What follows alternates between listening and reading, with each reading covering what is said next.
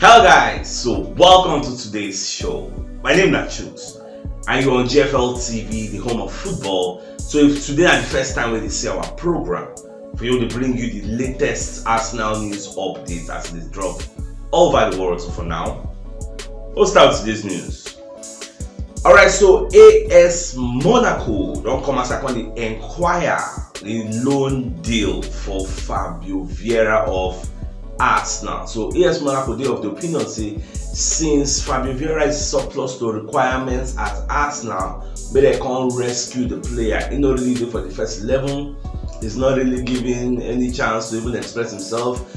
And moreover, this player doesn't come back from injury, so he never really did match fit. But then they really say they still fit rescue and carry and go there, making go join for Larry Balogun for that place, and may they see how they will salvage their own season. So the question now becomes, will Arsenal under Mikel Arteta sanction such a move? Because the only direct cover for Odegaard who gets for Arsenal now be this Fabio Vieira, because we bought this guy about 30-35 million pounds from FC Porto, where he lit up the Portuguese league, gave about 16 assists, scored a lot of goals, they won the league. But Inoconfi replicates that type of form for the English Premier League, because the English Premier League is not your mate. So it is what it is. So we hope say with all this time we don't spend here, we will not acclimatize, get so that will come play very well for us. But we never really see the glimpses, the things we will see when they take Bayern. We never really see them for Arsenal here. So more just to watch at the end of the day whether this move will materialize, because today is 27th. And how many days remain transfer window will end. All this kind of diamond, 27, 28, 29, 30, you will hear some kind of linking stories, you will hear some kind of potential moves, but whether it will happen, that's the bone of contention. Alright, so the Daily Express don't come as I call they explore the possibility of a Thomas Partey and a Rafinha swap deal, because when you look at what is happening at Barcelona, Rafinha know they really enjoy in stadium. In fact, that guy they regret why he even go there in the first place, because he just this sad. He come out small 17-year-old boy who just come out from that backer, now they call it Lamine. They call the boy Lamine Yamal. Okay, so this guy on the bench Rafinha now. I know Xavi really like all this kind of small boys, all this kind of Lamine, Pedri, Gavi, all those small boys, and then they rule that place now. And that Lamine is very talented. So Rafinha go down using tongue counting teeth, say when they really dey here, they struggle for game time. They really don't go now. Lamine get Lamine la prodigy. The guy is very good. So that's why I can say, okay, since back at the reason say that they interested in Thomas Partey, that they scam him and they don't really get plenty money to actually sign the player, then the people come and do a swap deal. So the Daily Express, when they explore that possibility, say if Barca offer Arsenal Rafinha, so okay, make them give us Thomas Partey. Mind you, Thomas Partey has 1 year left on his contract, and it's about 31 years on paper. So we'll just see how everything will materialize, whether Arsenal will even take the bait, because nobody say Barca don't really offer him, but it's just a possibility out there where they really say what if. So let's just continue to monitor situations. Alright, so you don't the official say Bayern Munich don't sign Sacha Boey from Galatasaray. Get, I know say in the past Arsenal, Man U, we are all linked to this Sacha Boey. Sacha Boey was interested in signing for Arsenal from what we hear, because I actually read the full report. Even Fabrizio Romano come publish the story. Now when Bayern come enter the picture, so Sacha Boey gonna feel say he get more chances of playing for Bayern first 11 than at Arsenal, because when they come Arsenal, they feel say he no go fit bench the likes of Ben White, and you know say the other side now what they call him Zinchenko then go there. So for that reason, he can't feel say if he go Bayern, it would be very easy for him to just enjoy, get playing time. That's why he said Bayern or nothing. So you don't go join Bayern. I don't the official Fabrizio Romano don't announce him. Then initially Tuchel they deny, say no, we're not going for such a Boey, but last night everything don't materialize. So Baba don't go. So I don't say then when I told about the story, Arsenal interested in signing such a Boey, that's why they don't put the price. That amount itself no even cost. So I think it is nice for me to give you guys a logical conclusion of that case. So it don't end.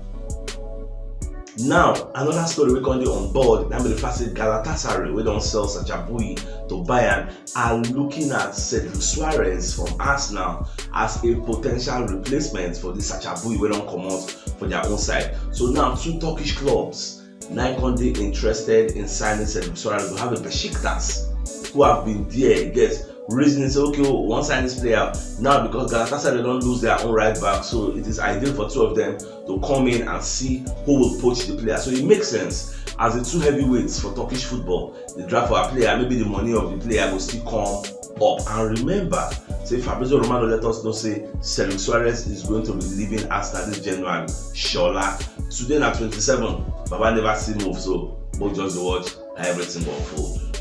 Alright, so Adrian Clark will be one of the pundits out there. So Babaka talk say this Al Ittihad and Benzema story, so you don't observe the thing. And what you make the likes of Manchester United and Chelsea, they be like they shy away that because of the money where the guy they earn.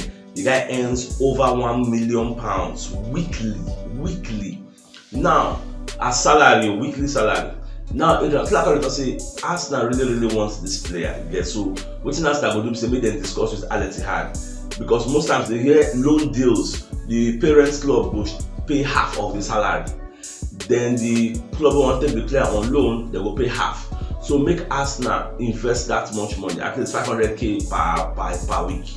Invest it, yes. In as much as you know the part of your payment structure, you go offset some things, but you are going to be getting a goal machine. Yes. So make them really talk to Al Ittihad, say okay, we'll cover half of his expenditure.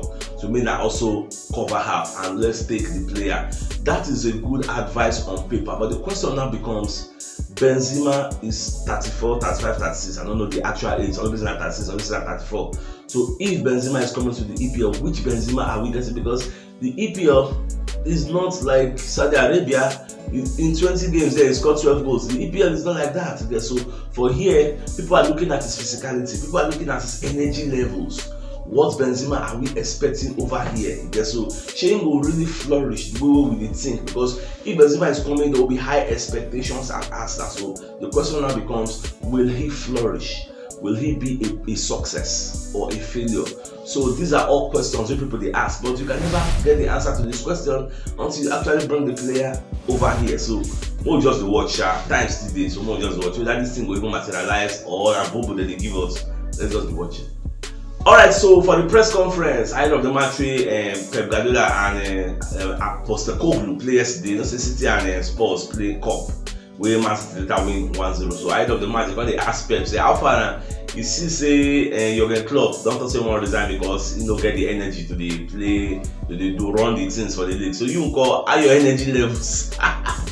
When I saw that question, it was very amusing. Like it made me laugh. Pep say I'm fine. Nothing's wrong with my energy.